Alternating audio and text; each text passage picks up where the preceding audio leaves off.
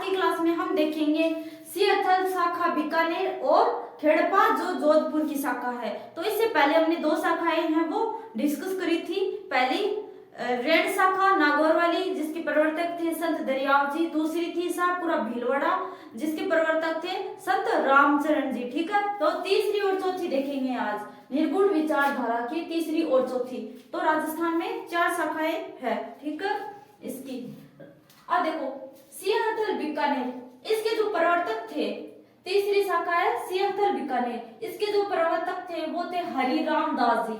हरिराम दास जी, तो भाई नाम इनके है ना सेम सेम है, हरिराम दास जी, संत रामचरण जी, रामदास जी। ये आपको थोड़ा कंफ्यूजन कर सकते हैं, बट 2-3 बार पढ़ोगे तो आपको याद हो जाएगा। ठीक है, सियाथल वाली के प्रवर्तक कौन है? हरिराम दास जी। हरिराम दास जी, इनका जन्म भी यहीं पे हुआ था सियाथल बीकानेर में। ठीक है, ये स्थान। अब देखो माता और पिता, पिताजी थे भागचंद जोशी और माता थी रामी। ठीक है, गुरु थे संत जयमल दास, जयमल दास गुरु थे संत जयमल दास जी। और प्रमुख कृति ये थी निशानी। तो ये निशानी है ना, ये वेरी वेरी इंपॉर्टेंट है भाई, मोस्ट इंपॉर्टेंट लगा लेना इस स्टार। ठीक है, तो ये है वो निशानी किसकी करती है? तो संत हरिराम दास जी की, संत हरिराम दास जी की। ठीक है, और एक फूलडोल मेला कहाँ लगता है? शाहपुरा भीलवाड़ा में, वो ध्यान में रखना। रेड शाखा के प्रवर्तक कौन थे? संत दरियाव जी। और शाहपुरा वाले के कौन थे? शाहपुरा भीलवाड़ा के कौन थे? संत रामचरण जी। ठीक है, संत रामचरण। ठीक है, और इसके कौन है? हरिराम दास जी। सियाथल वाले के कौन है? हरिराम दास जी। ठीक है, अब देखो हरि के भजन करो। अब देखो ये जो संप्रदाय है, इस संप्रदाय में जो गुरु है उसको पारस के पत्थर से भी ऊंचा दर्जा दिया गया है। इस संप्रदाय में गुरु को पारस पत्थर से भी ऊंचा दर्जा दिया गया है। अब पारस बहुत ही नया पत्थर होता है, कहते हैं कि ये अगर धातु को छू लेता है तो उसे सोने में बदल देता है। ऐसा मानते हैं कि जिस भी धातु को ये छूता है तो ये उसे सोने में बदल देता है।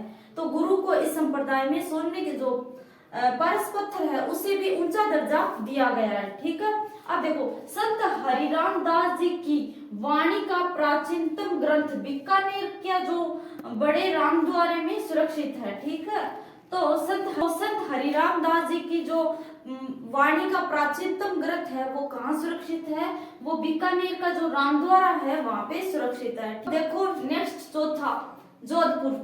तो चौथी शाखा कहाँ पे है? खेड़प्पा जोधपुर, खेड़प्पा जोधपुर। इसके जो प्रवर्तक है वो है रामदास। तो देखो हरिराम दास, रामदास, ये हरिराम दास है, ये रामदास है। तो जोधपुर में रामदास जी है। ठीक है, इनका जन्म हुआ भिक्कमकोर जोधपुर। तो इनका जन्म भी भिक्कमकोर जोधपुर में हुआ। ठीक है, तो इनका जन्म कहाँ पे हुआ? भिक्कमकोर जोधपुर। इनके पिताजी थे शार्दुल जी, माता थी अणमी, और जो गुरु थे वो हरिराम दास जी थे। ठीक है, रामदास जी ने 24 ग्रंथों की रचना की थी। ठीक है, रामदास जी ने 24 ग्रंथों की रचना की थी जिनमें महत्वपूर्ण है 3: गुरु ग्रंथ महिमा, ग्रंथ भक्तमाला और ग्रंथ राम रक्षा। ये है वो इन्होंने कुछ रचनाएं की थी जो यहाँ पे प्रमुख है। ठीक है, तो अब देखो भाई, तो 4 शाखाएं हम है वो कंप्लीट कर चुके हैं। आई होप आपके समझ में आया होगा। तो अगर समझ में नहीं आया है तो एक बार वीडियो को पुनः देखिए